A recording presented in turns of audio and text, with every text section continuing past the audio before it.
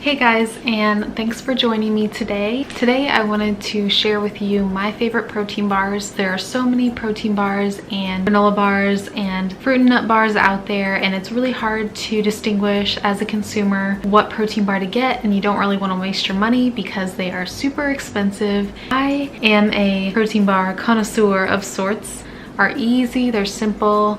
Protein bars are high in protein, obviously, so you can get a lot of bang for your buck as far as a long-lasting snack. That's why I love protein bars. It should be part of a balanced diet, of course, so you shouldn't have a protein bar to replace meals all the time. They are good for you need a snack and you need something quick and you just want something that tastes good, that's not too bad for you. I'm about to share with you my top favorite protein bars and why, and then I'll give you the pros and cons of each so you can choose the ones that you want to buy when you're out in the grocery store picking a bar. Consider subscribing to my channel if you want to watch more videos like this. I post every week on Saturdays, and I like to post about health, nutrition, lifestyle, and all kinds of sorts of things. So just check out my other videos, and if you like what you see, please subscribe. Alright, so let's get into those protein bars. My first favorite protein bar is a Perfect Bar. I see them a lot at Dierberg's and different specialty stores, but I don't see them in a lot of regular grocery stores, so they're kind of hard to find, but if you can find them, definitely try them. One of the caveats, besides the fact that they are hard to find, is that they are kind of expensive. They should be treated more like a meal bar, or like when you know you're going to be several hours without a snack. These are good for that. And also you can break them in half and save the other half for later, put it in a Ziploc bag or something, and then just have it as a snack that way, because they are about 330 calories per bar depending on the flavor. But they're super good. My favorite flavor is the carob chip flavor. So good, and it's like a dessert. The ingredients are all natural. They're really good for you. Mostly just almonds, a little bit of honey, and it just has a lot of good and nutritious stuff. Again, it is higher in calorie, but it is all plant-based calories. Mostly it's high in calorie because of the almonds. That's the biggest part of the bar. And so of course almonds are very caloric, and so ground up and pushed into a bar that tastes really good, it's going to be higher in calories. But again, you can kind of solve this problem by cutting them in half. Even half of a bar lasts a very long time in your stomach as far as like satiety goes. So I'd still recommend this bar, even though it's expensive and even though they are harder to find.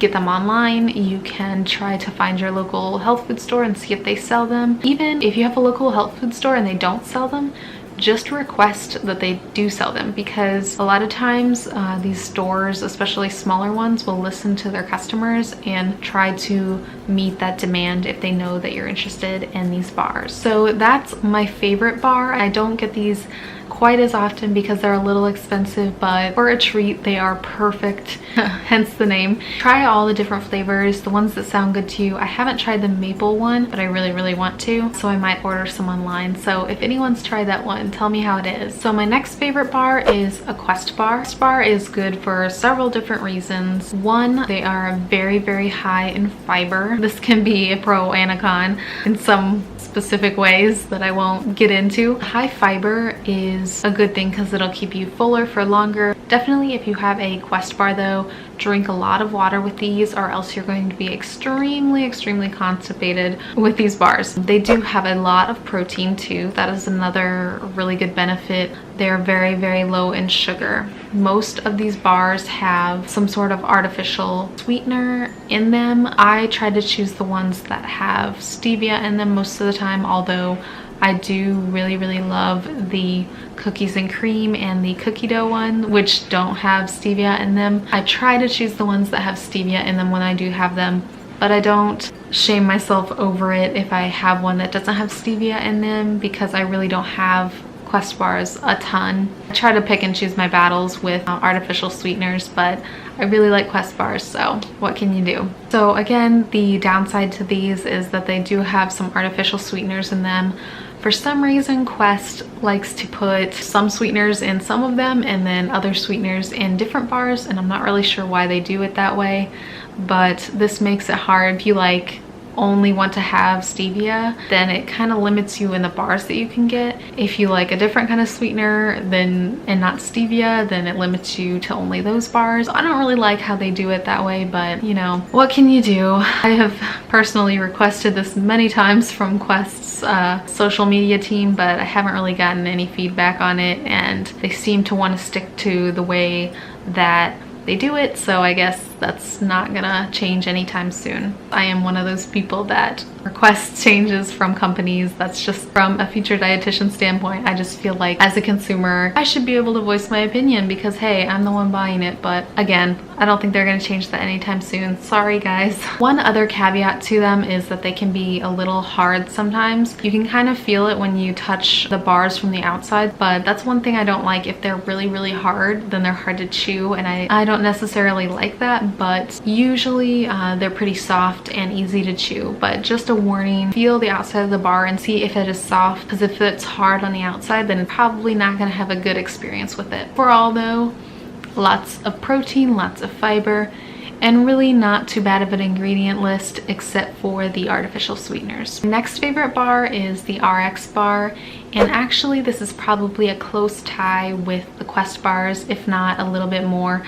I like the RX bars a lot because they have such a clean ingredient list, and so clean that the ingredient list is on the front of the bar. The good thing about these bars is they have a lot of good flavors, and all the flavors that I've tried so far I really love. If I didn't mention it with Quest has a lot of good flavors as well. Very clean ingredients with RX bars. Genius to put egg whites in with these bars because they just taste really good. I actually have a video on my channel about how to make homemade RX bars if you want to check it out. It is the maple sea salt RX bars, and they're super good. I'll admit they're not exactly like the RX bars. For some reason I feel like RX bars use egg white powder and I use liquid egg whites and then I bake them, so they're not exactly the same, but they are very close and they're very good. So I recommend that video, and I can link it below if you want to check it out too. One of the caveats of the RX bar is A, you do usually have to buy them online unless you find a local health food store that supplies them. And B, they are very chewy. So if you have any sort of issues with chewing, I wouldn't recommend them. Or if you just don't like the chewy texture, these are definitely not for you because they're very chewy. And unlike the Quest bars, which sometimes they're harder than others, RX bars are consistently hard. My fourth favorite bar is the Power Crunch bars. And the benefit to these bars is that they taste like dessert. They have lots of different flavors that are really good.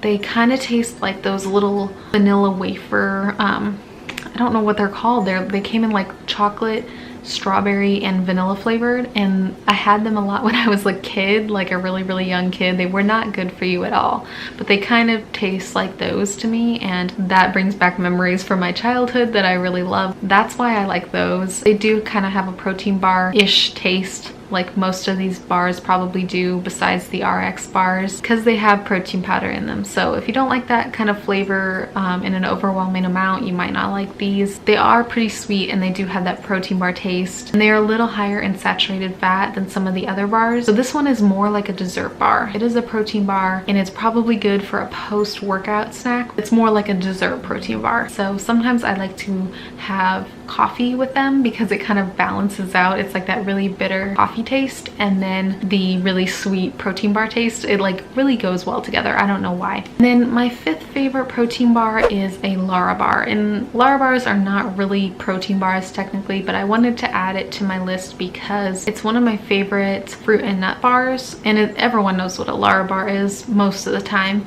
They've been around for quite a while, and they're just fruit and nuts most of the time. Dates are in them, and almonds and cashews are in them.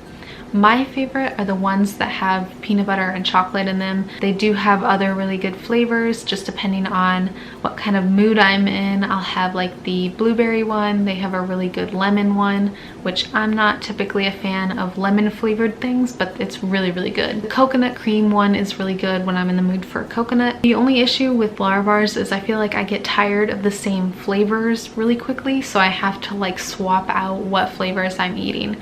If I eat like the same Lara Bar over and over, I tend to get kind of tired of them. I don't know why that is. I really like them for a dessert, or if it's just like midday and I really need a pick-me-up. They have lots of natural sugar in them from the dates or from the dried fruit that's in them. So typically this is like a midday pick-me-up, and I have a ton of different flavors. I haven't tried all of them yet, so it's a really good one to try. And these kind of similar to the RX bars, except without the egg whites. Really good ingredients, very short list, so it's good if that's the type of bar that you're looking for. And the caveat to these is that you don't really get that high protein from the Larabar. You get the natural sugars. They're better for like a pre-workout rather than a post-workout, because for a pre-workout you want some carbohydrates and not a lot of protein so it doesn't sit in your stomach weird, whereas post-workout you want a lot of protein and a little bit of carbs to fill those glycogen stores, and then to also feed your muscles so they can grow.